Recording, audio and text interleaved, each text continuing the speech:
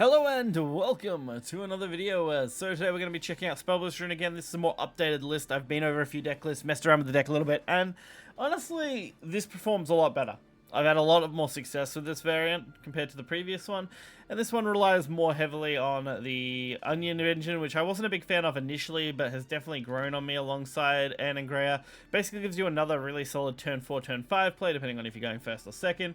And then we're also running 3 Norman this time, with a little bit more heavy on the Earthright starting point. The Witch's Brew, and then the Adoring Witch for extra draw off those are really nice. Pascal's Dance, sorry, is also a really nice draw card. I rarely use Earthright 10, like I don't think we use it once in this entire video, but using it as a draw card just works really nicely. And otherwise the top end is pretty much the same outside of just running 3 Norman and the 3 Rejected Arts. So honestly a really solid deck, and we'll get right into it and check it out. Alright, kicking us off here, we're up against Abyss. This deck actually handles the Abyss matchup pretty okay, as long as you get a couple of early cards to deal with the early fodder they decide to play out, which this Stormy Blast hand is going to do pretty well. Because once you do get to about the turn 6 play, if you can get the Norman down, Norman can really dominate the early game. But you do want to play pretty hard here. I probably could have double Stormy Blasted this, but I was hoping they'd play Nightmare Incarnate, which they did. Being able to counter that with the Storm is just really nice. And now we can pretty much full clear here without too much issue. We're also capping on it, and we also hit the Norman, which is great, so setting up the Earthright was important. Because the Norman is really hard for Abyss to deal with. Once you drop a Norman against Aggro Abyss, it's high chance you're going to win. And I've seen a few Aggro Abysses start including cards like this, just a few random wacky ones that I don't usually expect. So we want to keep boosting that Earthright, because we want to have that Norman proc twice. You're simply delusional. A Baltron and Bat, yeah, not really too much issue. Balto, not really doing a lot. Bat, yeah, also not doing a lot. They also decided not to attack there, which was an interesting choice. Just going for that Evo. They should have attacked. I think that was a slight misplay on their part, honestly. But only a small one. So we're pretty much set up now. We can drop Norman next turn. We've got enough things here to contest, and we are going to be getting onions each turn now, which deals with a lot of low cost stuff. Although we do just have lethal since they went full aggro on us, and we don't even need the Norman here. I honestly completely missed it though somehow. Not paying attention to the fact that I had lethal. Honestly, huge misplay from me. Doing the old Dragooseblaze special where you just miss lethal because you weren't paying attention to health totals. I was more focused on just dealing with their board. But honestly, playing the Norman, it doesn't end up mattering too much because they just can't deal with this. Which gets us the lethal this turn anyway. Like, it's crazy that I missed it. Looking back on this replay now, I go, wow. How did I miss that lethal? But like I said, the Norman's an easy scoop up there. Alright, following on from that, we have a Dragoncraft. Both Aggro and Ramp Dragon. Ramp Dragon's more prevalent at the moment than Aggro Dragon, since I think a lot of Aggro players right now are playing Abyss, so Ramp Dragon's kind of all that's left. You really don't have to do too much against it. You can kind of just play your hand out and go for your big turn 10 plays. It's just a matter of controlling a little bit of the early to mid game to make sure you're not taking too much damage so you don't get instantly stormed down. Which this deck does a pretty good job of having early to mid control cards. Unfortunately, this hand we didn't really draw any. Definitely not the best representation of this hand. But hey, it'll get there. Homework Time picks up a lot of value. We've still got our Earthrights coming out. We have a Norman now. Norman is just such a clutch card. It's such a good turn 6 when you're coming off the back of a turn 5. We can easily set up our Onion too this turn, which is great. I should have attacked with the Onions though instead of attacking with the 6/6. I think using the Onions for their spell boost would have been more valuable. So we end up losing a little bit of value there. So a little unfortunate, but hey. We definitely could have made a better play. Which that's the thing with this deck. At this stage I'm still, you know, learning it. I've played probably 15 games. Of those 15 I've won about 10-ish. got to be right up around that. So this deck has been performing pretty well for me so far, considering most other decks have been about 50-50.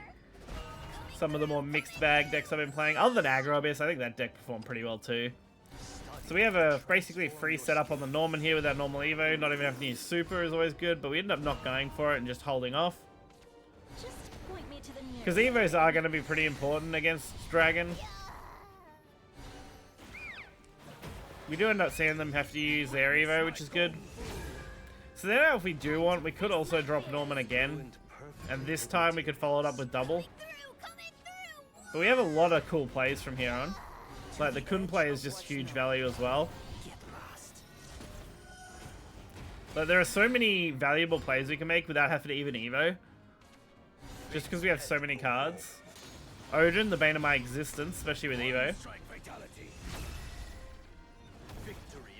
Shouldn't be too hard to counterplay though, considering they ended up having to attack into my unit.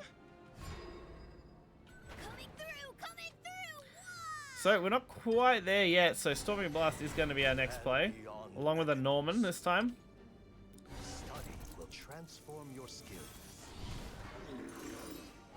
We have a lot of good options now.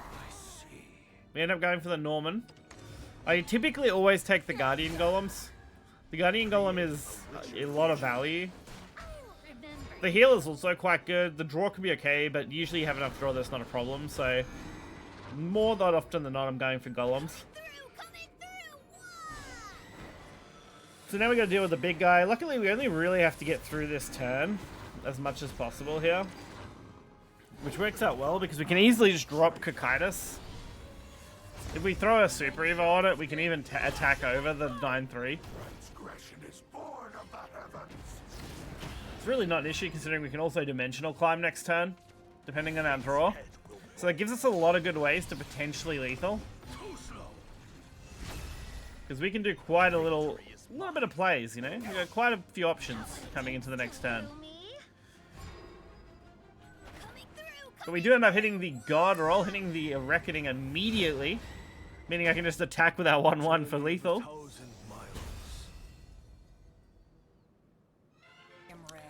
And next up we have Forestcraft. My resolve is strong. My arrows are true. Forestcraft, not too threatening. Most decks handle Forest pretty well at the moment. Most people aren't running Roach, which is good. Most people are messing around with the fairies, which is great because Roach is still annoying as hell for me and I'd rather not deal with it, honestly. Plus, I think Rune now has a good way in Norman to deal with this deck. Norman is just such a strong card. Against aggro decks, it's such a hard lockout. Like, every time I play against Sword or Aggro Abyss, if I drop a Norman, the way they have to deal with it is awful for them, which gets me so much value and puts me so far ahead. But usually I can take those games without too much issue. Doesn't mean you win every single one, but the win rate against those decks in particular is quite decent. So they really are just spamming out fairy stuff here. We're just buying our time until we can get to our like Norman plays, big plays, make a huge difference. I even end up using Stormy Blast here just to clear. And I even forfeit the homework time draws just so I can go for that extra Earthright. So I can get it ready before I have to use it. Although not looking too great, that board's a little wide, not really what I have to deal with, but we can pretty much just keep setting up here. Getting a lot of these Earthright. They go pretty wide. I decided I was just going to accept this damage anyway. Now Norman doesn't seem like as good a play here, but we do have the William, so that will do the job pretty well. Which will hopefully get us to our Norman play next turn, if we're lucky. They start going for more of their fairy stuff. Again, just real big setup cards. Definitely felt like a Roach deck, but I don't think we end up seeing a Roach in the end. Alright, they did get us to 9, which is not a great spot. Looking back on this, I could have went for the Norman heal. But I guess since I have double Sageling or whatever, it's not really that bad. Just getting the wards is such a huge advantage that I think I'd rather have those against this kind of deck. Because it's really not easy to clear those. Which, I mean, they end up just passing. They end up just basically giving up at this point. They played out the fairy and decided, this isn't worth it. Norman's such a pain. The amount of things they'd have to commit to getting rid of would be insane. So I end up just going for as much damage and healing as possible. Like, why not? Deepwood Bounty, they end up going for fairies. This time they finally decide, hey, maybe I'll try and clear this. Which, I mean, they're definitely trying. Which is good. Considering last turn they did basically nothing. But they were really trying to set up this roach play, it felt like. It's just a pity they got nowhere near lethal. So knowing they have roach, I do have to deal with their entire board. Bit of a pain. And Angrea does do a pretty good job though, cleaning this up. While still leaving up a ward. As long as that ward sticks to the board, I'm pretty happy, honestly. Because we know they just have roach. They have nothing else in hand, and we have a 7/7 on board. With the potential to go for lethal if it lives. Although, seeing Arya top deck is not great. Lucky for us, they've already burned through all their evos, so even if they went for roach here, it wouldn't be enough. But we don't really have a lot either, so we're really hoping they just don't find anything crazy off this draw. Which, I mean, this isn't a bad one. I think they would have been one off lethal with that roach play at that point. Which, fortunately for us, was just enough for us to just go for face. I'll win the next round. And last but not least, we have a Swordcraft matchup. Swordcraft is one of the few decks that I think has a really, like, negative matchup against us. We end up usually walling them out with that Norman really easily, like I mentioned earlier, as it's just really strong. Unfortunately, we don't end up seeing an early Norman, but we do at least have some draw, which doesn't really get us anywhere. So now it's just risky. So, fortunately, a lot of sword decks, while fast, aren't insane, not like Abyss. So handling a couple of early plays really isn't a big deal. We might have to take a small amount of early damage, but honestly it's just buying time. As long as we can get to the Angrea, we can start clearing. Which luckily will be next turn. We'll be able to take out 3 out of 4 of these cards off the Angrea play.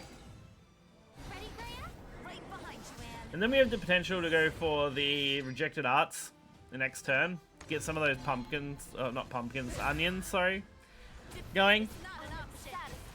Which should do pretty well. Because William isn't going to quite be live yet. Although I wish it was, because playing William into this would have been absolutely insane. And we do end up picking up Norman, so we do end up having the Norman play already. Lucky top deck, honestly.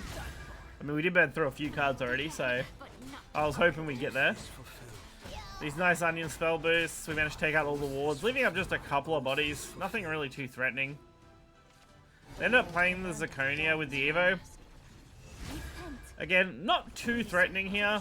Both of my cards contest this pretty well. So they do have to do a 1-to-1 trade there. And I end up just going William.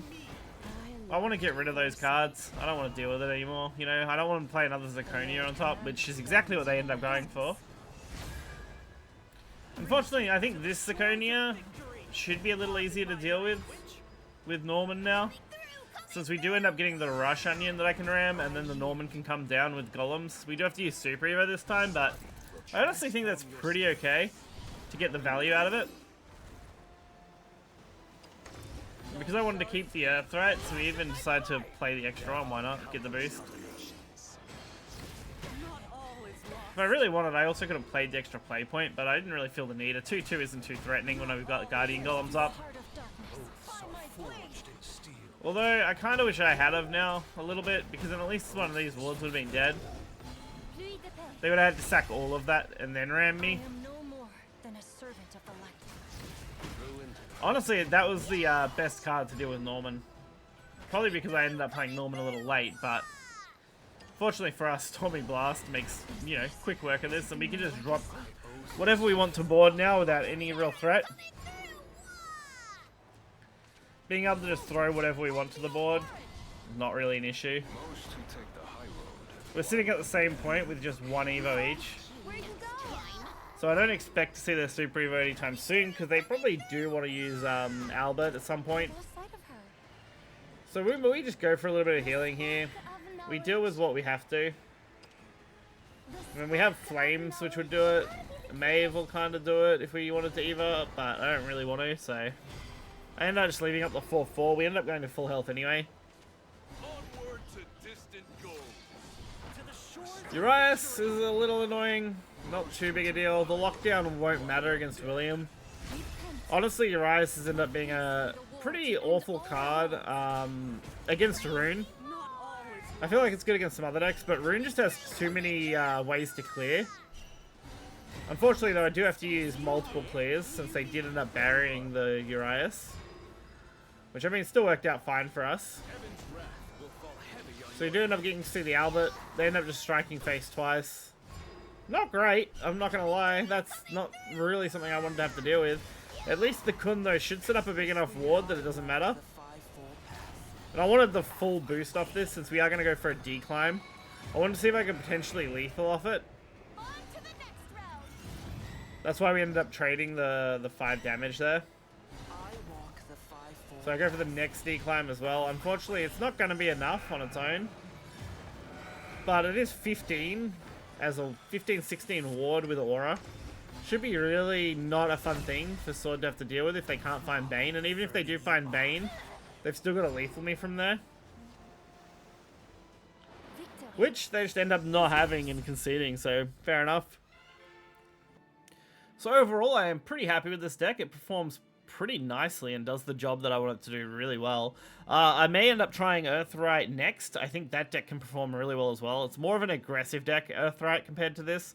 This plays on a little bit of the slower side, but still has a bit of the aggro element from Earthright. It's a very interesting way to play SpellBoost, that's for sure. And I think I enjoy it a lot more than the initial SpellBoost, because you're not as reliant on the Cocytus Kun lethal, as you can just kind of do a lot of damage early with things like Anne, Rejected Arts, and Norman sticking to the board a bit better. So hopefully you guys enjoyed it, and we'll check it out. And until next time, guys, I'll see you then.